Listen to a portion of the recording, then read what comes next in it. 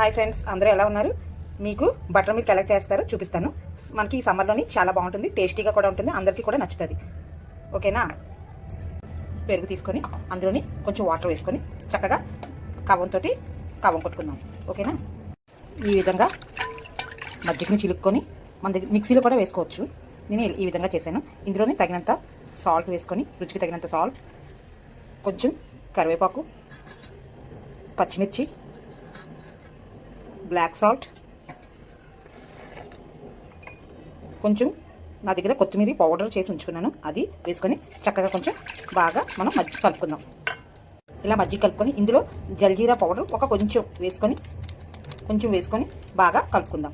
ఈ విధంగా కలుపుకొని చక్కగా ఇలా గ్లాస్లో వేసుకుందాం. ఇలా గ్లాస్లో వేసుకొని ఇందులో 2 ఐస్ క్యూబ్స్ వేసుకొని, ఎవరైనా ఎండతో వచ్చినప్పుడు ఇలా ఇచ్చిన